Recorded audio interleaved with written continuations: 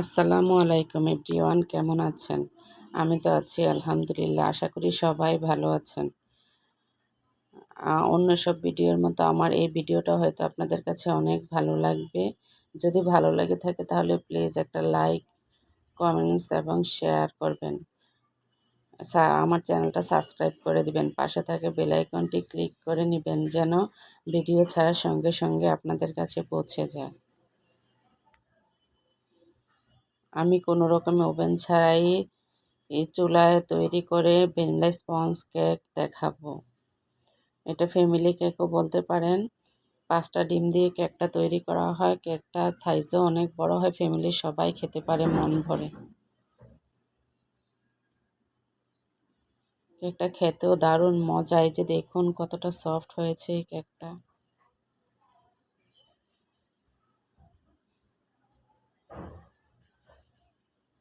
খেতেও দারুণ হয়েছে। তাহলে দেখা যাক মেন উপকরণগুলো কি কি। এখানে আমি 5টা ডিম নিয়েছি। মেজারমেন্ট কাপ দিয়ে আমি 1 কাপ ময়দা, পরিমাণ মতো 1 কাপ থেকে একটু বেশি দিব। তারপরে হাসান ব্র্যান্ডের আমি কর্নফ্লাওয়ার এবং বেকিং পাউডার দুইটাই হাসান কোম্পানির দেব, আপনারা ব্যবহার করতে পারেন। এখানে আমি শুকনো উপকরণগুলো ভালোভাবে আগে চেলে নেব। এখানে আমি 2 চামচ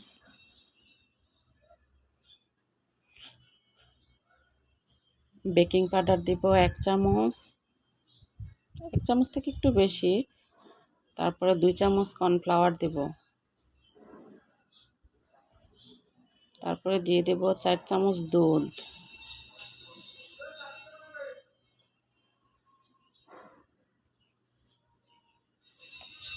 আর 2 চিমটি ছোটা খাবার সোডা দিয়ে আমি উপকরণগুলো চেলে নেব। তারপর আমি এইখানে মোরব্বা নিয়েছি 1 টুকরা, ছোট ছোট করে টুকরা করে নিয়েছি, মাঝারি সাইজের টুকরা। তারপরে নিয়েছি কাঠবাদাম কুচি করে। তারপরে নিয়েছি একটা লেবু। তারপর নিয়েছি চীনাবাদাম।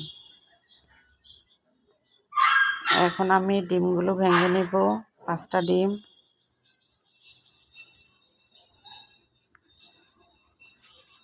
এখন আমি ইলেকট্রিক বিটার দিয়ে এগুলোকে একটু বিট করে নেব। আমি ইলেকট্রিক বিটার আমার 5 পর্যন্ত আছে, আমি 2 দিয়ে সবসময় করি।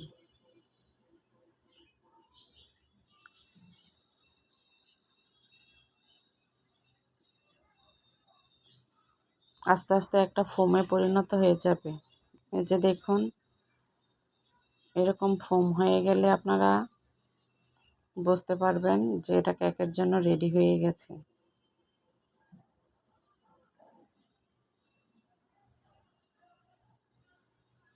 আর একটু করে নেব। এই যে এখন আমি এইখানে মেজারমেন্ট কাপে 1 কাপ চিনি দিয়ে দিব। চিনিটা পুরোটা একসাথে দেব না, অল্প অল্প করে দিব। 3 বারে চিনিটা দিব আমি।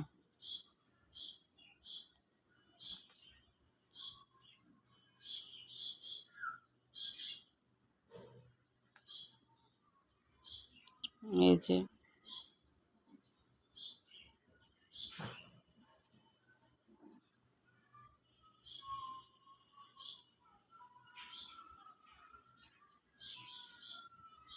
চিনিটা দেওয়ার পর গলে না যাওয়া পর্যন্ত আমি বিট করে নেব। যে আমি একেবারে দিই নাই, 3 বারে চিনিটা দিয়েছি।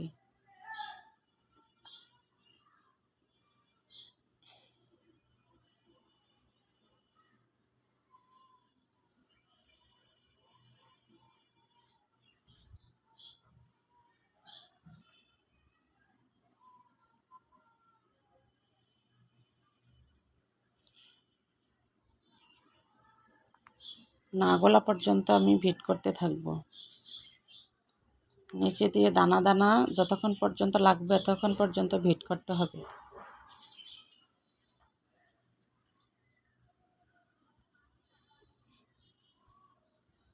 তারপর আমি 2 থেকে 3 ফোঁটা ভ্যানিলা এসেন্স দিয়ে দিব, ফুড ফুড ফ্লেভার।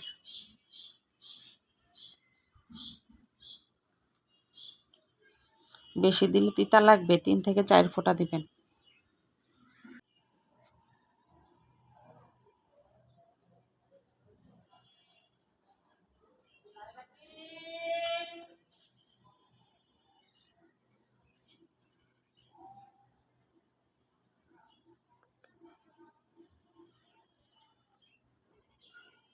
তারপর এখানে এই যে লেবুটা কেটে রেখেছিলাম, এটা রসটা দিয়ে দিব পুরোটা।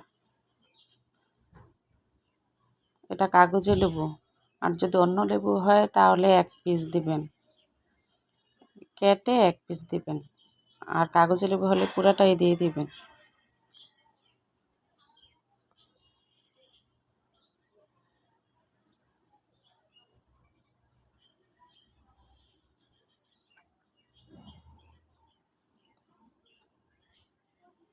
আবারও একটু ভিট করে নিব।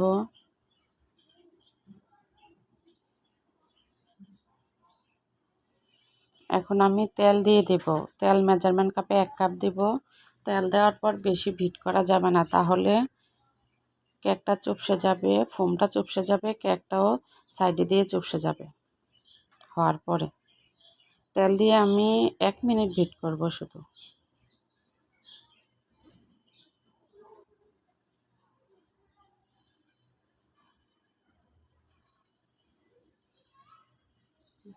যে দেখুন আমার ভিট করা শেষ।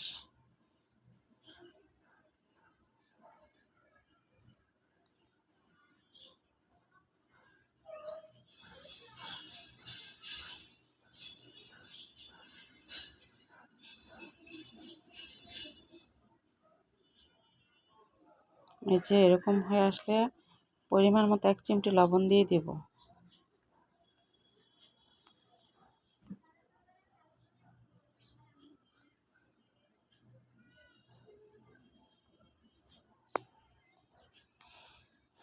এখন আমার ভিট করা শেষ। এখন শুকনো উপকরণগুলো একটু একটু করে মিশিয়ে নেব, সবগুলো একসাথে দিব না। এই যে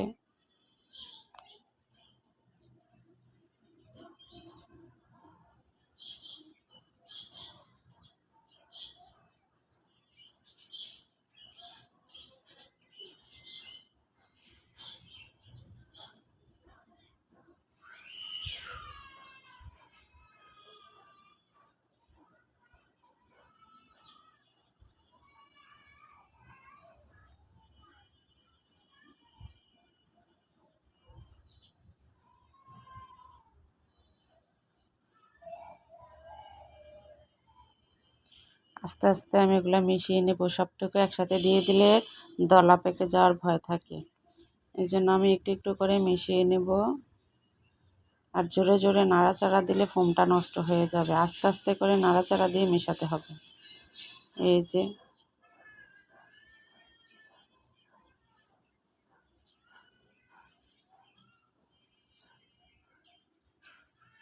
আমি যে মোলটাতে বসাবো, এই মোলটাতে সাইজ অনুযায়ী কাগজ কেটে এখন এখানে তেল ব্রাশ করে নেব। তেল ব্রাশ করে এখন আমি ওই মোলটাতে দিয়ে দেব।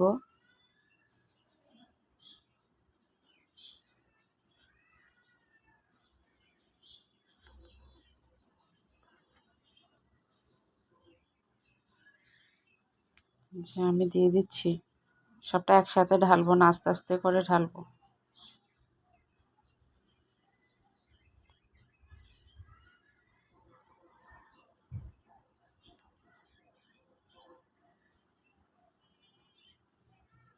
তো আমার ঢালা শেষ। এখন একটা টুথপিকের মতো কাঠি, একটু বড় সাইজের কাঠি আপনারা সংগ্রহ করে রাখবেন। এটা দিয়ে বাবলসগুলো বের করে দিবেন। প্রথমে একটু ট্যাপ দিয়ে নেবেন, ট্যাপ দিয়ে এটা দিয়ে চারিদিকে ঘুরিয়ে দিবেন, ভিতরে কোনো বাবলস থাকলে বের হয়ে যাবে।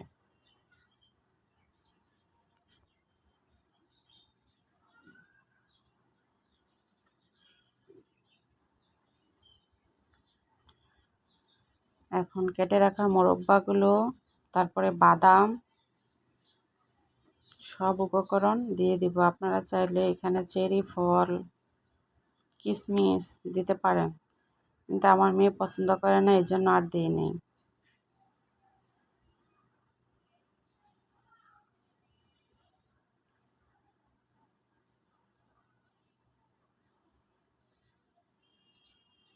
এখন আমি চুলায় ব্যাক করে দিব। আমি 10 মিনিট আগে থেকে চুলায় সসপ্যানটা বসিয়ে রেখেছিলাম হিট হয়ে থাকার জন্য। এই যে এখন আমি বসিয়ে দেব।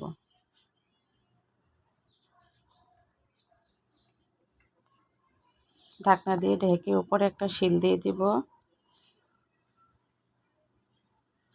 যেন গরম হাওয়াটা বের হতে না পারে। ফিরে আসবো আধা ঘন্টা পরে, আধা ঘন্টা অথবা 40 মিনিট। একটা যেহেতু একটু বড়, সময় একটু বেশি লাগতে পারে। চুলার আঁচ একদম মিডিয়াম থাকবে। এই যে দেখুন, ফিরে আসার পর মাশাআল্লাহ আমার কেকটা কত সুন্দর হয়েছে, খেতেও দারুণ হয়েছে। আপনারা এইভাবে বাসায় ট্রাই করে দেখবেন। আমার ভিডিও ভালো লেগে থাকলে প্লিজ আমার চ্যানেলটা সাবস্ক্রাইব করে দিবেন। ভালো থাকবেন সবাই। আসসালামু আলাইকুম।